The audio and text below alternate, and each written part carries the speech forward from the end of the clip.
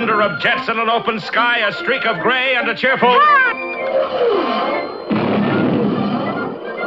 A loop, a whirl, and a vertical climb, and once again you'll know it's time for the adventures of Rocky and Bullwinkle and friends. Starring that supersonic speedster, Rocket J. Squirrel, with his pal Bullwinkle the Moose, and a host of others. Hurry, Bullwinkle! The show's about to start! I'm coming as fast as I can. Wave to the people! Yay! Now what are you doing? Signing autographs. Let's see. John Smith. But your name is Bullwinkle. I know, but that's hard to spell.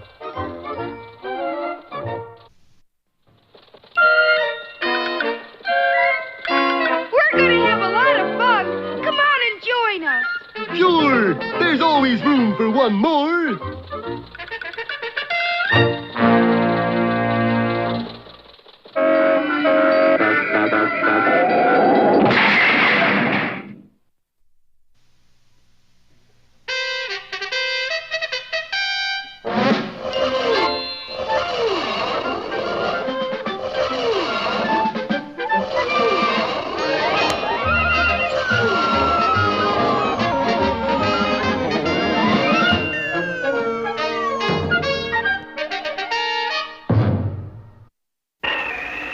The one sure thing about the weather in Frostbite Falls, Minnesota, was that it was changeable. And tomorrow morning it'll be either sunny, cloudy, raining, snowy, foggy, smoggy, hailing, drizzling. No one was able to make an accurate prognostication until the city council bought a fortune-telling machine.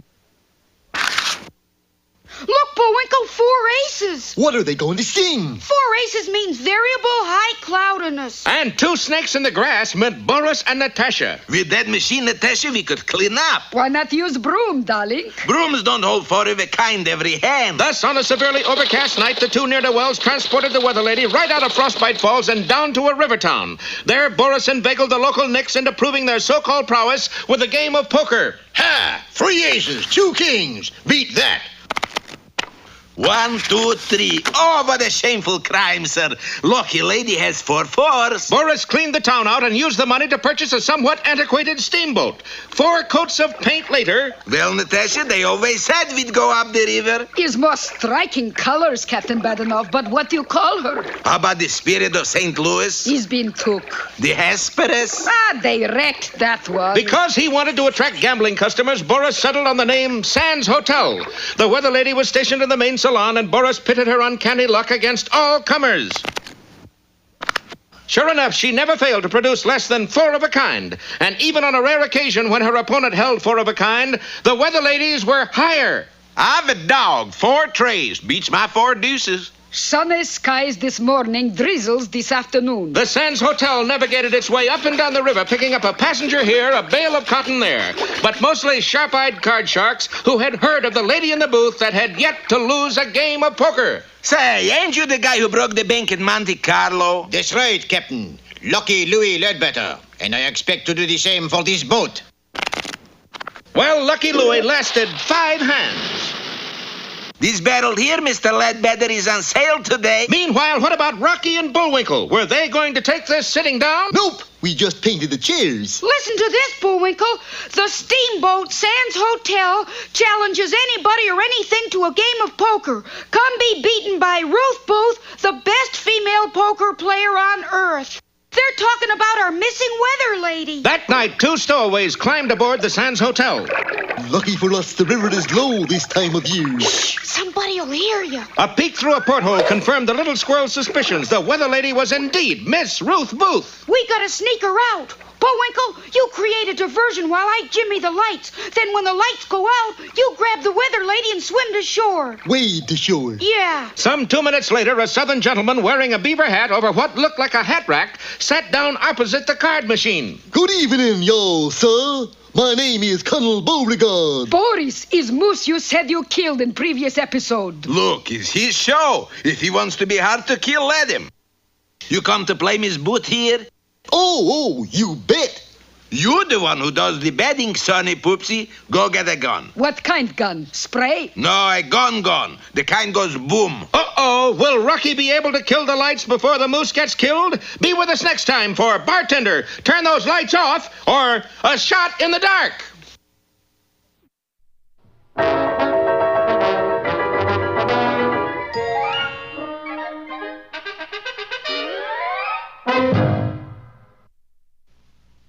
And now...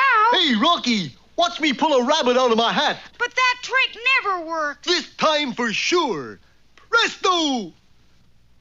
Well, I'm getting close. And now it's time for another special feature.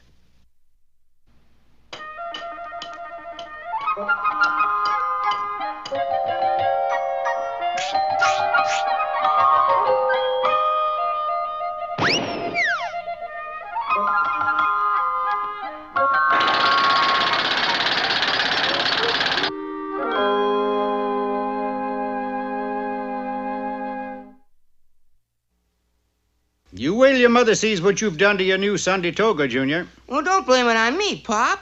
Blame it on Skinny Flavius's dog. Skinny Flavius's dog is only 6 weeks old. But that briar patch in our backyard isn't. Is that what tore your toga? Uh-huh. The dog was chasing me, and I jumped over the fence without looking. By overlooking the briar patch, you overlooked one of my most wisest sayings. Look before you leap. Gosh, is that one of yours? Yes, it is, and so is his fable. The country frog and the city frog. Once there was a frog, a poor country frog. His only possession was a small farm on which the only thing he could grow were gopher holes. I got holes in my farm, holes in my shoes, and a hole in my head, or I wouldn't still be here. That was the year the world discovered the game of golf. 4! And as anyone can tell you, the object of the game is to put the ball in a hole. That was also the year there was a shortage of holes, but not on the frog's farm. I'll give you 50,000 cash for 18 holes. I'll make it 60,000. The frog sold every gopher hole on his farm and overnight amassed a huge fortune. I'm going to take me a roll of nickels, and I'm going to the big city. I'm going to have me a time. And then he saw it. The Bijou Theater directly across the street. And on the marquee, the frog gets 50 beautiful dancing frogs. After purchasing a ticket, which incidentally was only a nickel, he took a seat in the very front row. I have done died and gone to heaven. One gorgeous creature in particular caught his fancy, the star of the show, Amphibian. Her performance so unnerved the simple frog that he began popping nickels into his mouth, thinking they were jelly beans. Amphibian had seen a lot of big spenders, but this looked like the biggest of them all. By grannies, Miss Fabian, sure was neighborly of you to let me buy you this here expensive dinner. I worship the bank you keep your money in, honey. A mad courtship followed. Money was no object when it came to Amphibian. She spent nickels like they were pennies. There were nights at the opera, days at the races, and afternoons in the fur shop. Buy me that Alaskan seal, would you, sweetheart? How much is it? Only 20,000 nickels. Well, that sounds reasonable. Needless to say, it wasn't long before the frog was down to his last nickel. What are we going to do tonight, Frog, honey? Well, I thought we'd go somewhere and make a phone call. Talk to the operator, things like that. Let's get something straight, big boy. If you want me to be your honey, you gotta spend lots of money. Well, in that case, you wait right here, you hear? In an effort to raise money fast, he took the first job to come along, which happened to be in a circus. Only thing we need right now is a high diver. Tell me what to do. You see that 5,000-foot platform? Dive off of that into this bucket. Ain't that a mite dangerous? Yeah, but it pays good. Willing to risk anything, the frog ascended the ladder and poised athletically at the edge of the platform. Ain't exactly leap year, but here goes.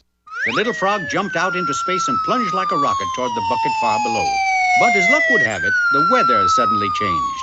A cold snap set in, and the water in the bucket froze solid. Well, there's nothing new about a frog diving into a bucket of ice, so he was fired. What in the blue-eyed world am I gonna do? If I don't find me some money out... And then he saw it. In the gutter was a nickel. Maybe my luck has changed. He put the nickel in a weighing machine, and instead of a fortune, 2 nickels came out. Flushed with his newfound wealth, he dashed into a phone booth to call Amphibian. But instead of getting her number, 3 nickels fell out. On a bus that would take him to Anne's apartment. He dropped the 3 nickels into the coin receiver, and out came a transfer. He was as broke as ever. Annie, honey, I'm Nicholas. I don't care what your front name is, honey. I got news. Your broker sold the last of your gopher holes. Here's 10,000 nickels. Hot, Ziggy, let's us go make a long-distance phone call. Oh, no, you don't. This wouldn't last me a fortnight. You're going to enter a frog jumping contest and will win a fortune. But, Annie, baby, I can't jump. You won't have to, Green Eyes. We'll bet on another frog. And so on the day of the jumping contest, the little frog took his place on the starting line. Now, remember, love, don't jump a foot. You'll lose and we'll win. He had to make it look good, so he took a few steps back to get set for a false effort. But not looking where he was going, he backed into a bush on which sat a bee. And the frog took off on the longest jump ever recorded by man. He won the contest, but he lost his money and amphibian. So you see, Junior, look before you leap. I got a better one, Pop. Don't you always? All right, let's have it. Once bitten, twice spry. No, go play in the briar patch, son.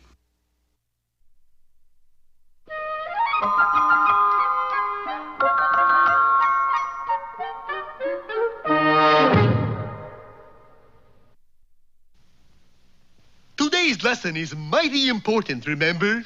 Bullwinkle is a... Not that lesson. This lesson. Hello there, you wool gatherers. Today's poem is the old classic, Maury Had a Little Lamb. Maury? That's Mary. You're a boy, aren't you? Yeah, but... Okay, Maury had a little lamb. It's really me, folks. Its fleas were white as snow. Its fleas were white as snow. They're albino fleas. I got 'em at... Uh-oh, little rascals got away. Where was I? And everywhere. Oh, yeah, and everywhere that Maury... went the... Oh, hey, what's going on? Those fleas are biting you, Bullwinkle. Oh, ah! You better get out of that sheepskin. I can't. The zipper's stuck. Oh! Well, hold still, Bullwinkle. I'll shear you. Oh! That's my own personal pelt you're snipping. Well, here, maybe this'll do it.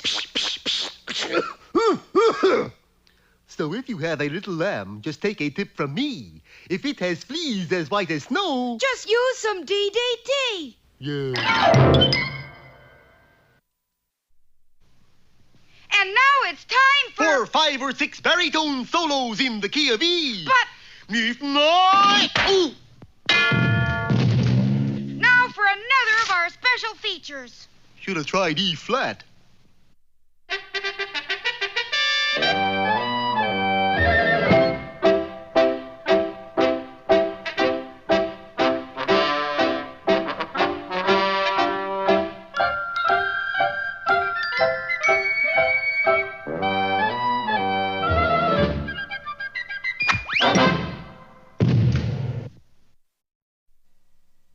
Hello, Peabody here. Today, Sherman and I are off to Boston. For beans, Mr. Peabody? No, for the Battle of Bunker Hill, Sherman. We set the Wayback Machine for June 17th, 1775, and in an instant we were teleported to the scene of the battle. High atop Bunker Hill, we joined the American Army. Look, Mr. Peabody, the British are halfway here already. Oh, indeed they were, and closer they came. Why don't the Americans fire? A good question, Sherman. Pardon me, Lieutenant, but unless you commence firing, the British will be upon you. I know it, but orders are orders. And what were the orders? Not to fire until we see the whites of their eyes. And the way I see it, this battle's going to be over without us firing a shot. I don't understand, Mr. Peabody. Can't they see the whites of the eyes? I'm afraid not, Sherman. You see, the British are wearing sunglasses. Well, the battle might have begun and ended right there if it hadn't been for British tradition.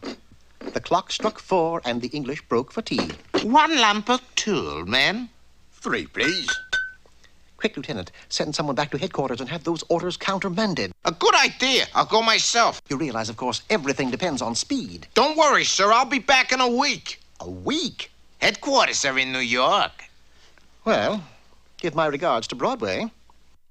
Quickly, Sherman, we must invade the enemy camp. It was obvious that unless the British removed their sunglasses, the American cause was doomed. We made our way downhill and hid behind a small wooden fence. Now what, Mr. Peabody? Take the spray can, Sherman. It contains white paint. You see this hole in the fence? Well, every time a British soldier peeks through it, spray his sunglasses. But how are you going to get them to peek through the fence? Curiosity, my boy. Seconds later, a "Do Not Look Through Here" sign was posted over the hole, and it brought immediate results. How's it going, Sherman? Just fine, Mr. Peabody. Good. Continue spraying until you've run out of soldiers. Then meet me at the tent of General Burgoyne. By Jove, Major, that sunglasses idea of yours was positively a stroke of genius. Where on earth did you ever pick it up? In one of the far-off colonies called Long Beach, California. All the natives wear them out there. Begging the General's pardon, sir, but we just caught two blinking spies. You didn't catch us, and we are not spies. General Burgoyne, I am Dr. Peabody, and this is my assistant, Dr. Sherman. Doctors? What sort of doctors? Eye specialists. There's an outbreak of spot-sitis in the colonies, and... Tea time's up. All right, Major, have the men resumed the attack. Now what's all this folderol about isopotis? Spot-sitis.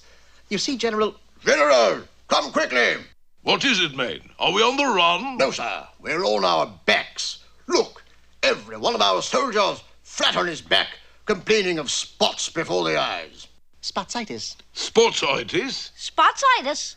We set up a field hospital in the General's tent. I say, do you always use a magnet instead of a scalpel? In cases of spot-sitis, yes. Now close your eyes, please. Now open them. I can see! Oh, I can see! Gets you right here, doesn't it? Why, yes, I suppose so. By the time we were through, every soldier in the British Army had been shorn of sunglasses. We presented our bill to Burgoyne and then crept back to the American lines. Here they come, Mr. Peabody. Now remember, men, your orders are not to fire until you see the whites of their eyes. Oh, no, they're not. It's the lieutenant who went to New York. How did you get back so fast? I hit the signals just right. Here are the new orders. To the American Army, do not fire until you see the glare of their sunglasses. Oh, no! Well, Sherman, back to the enemy camp again. What do we do this time? We'll have to convince Burgoyne the only preventive for a reoccurrence of spot-sitis is to wear sunglasses. That's correct, General. According to my colleague, Dr. Sherman here, your army must wear sunglasses. By the way, old man, isn't Dr. Sherman a trifle young to be a doctor? Well, he skipped his internship. Your sunglasses, General? Thank you, Doctor. And so the British finally assaulted Bunker Hill. We not only saved the American Army, but we coined a new phrase. New phrase? Yes. I think what we did with those sunglasses was definitely a frame-up. Don't you?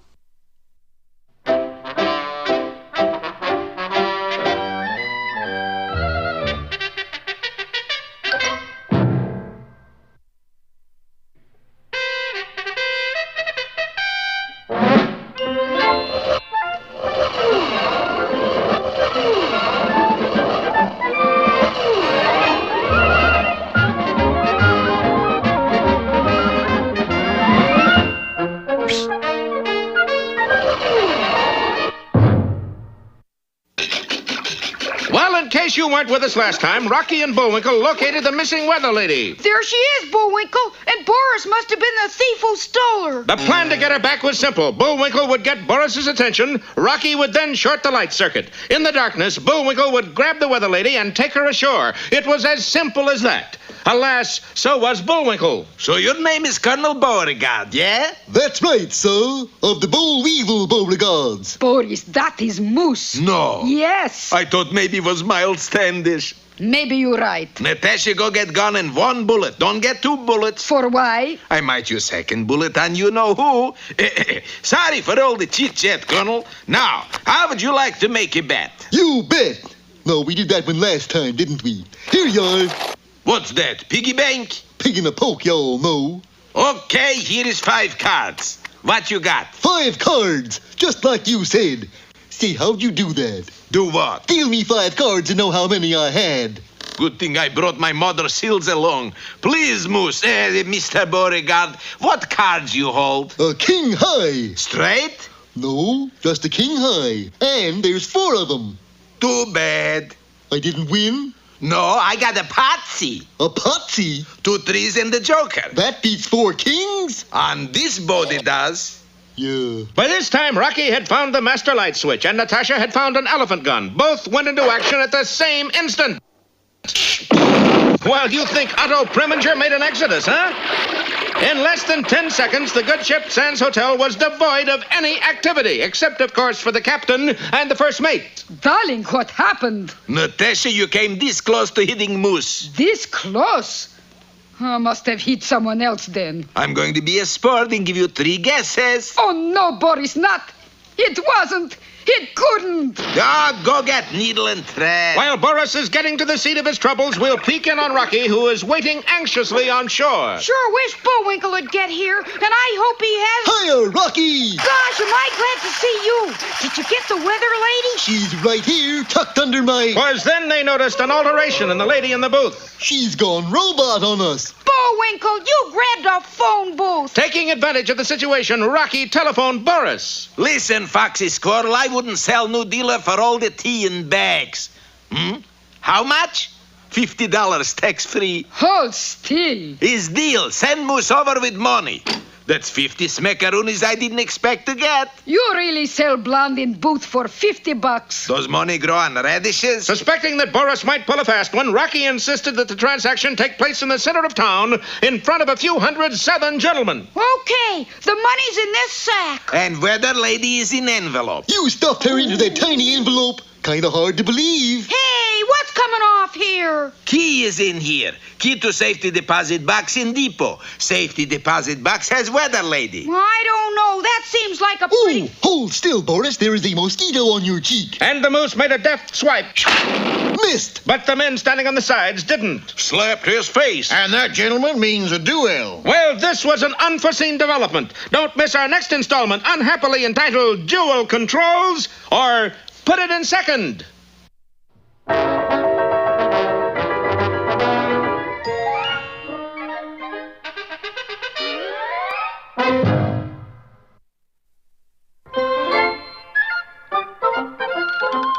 Well, it looks as if our time is just about run out. Mine must be a little slow. You got the credits, Bullwinkle? All on this itty-bitty card. Oop.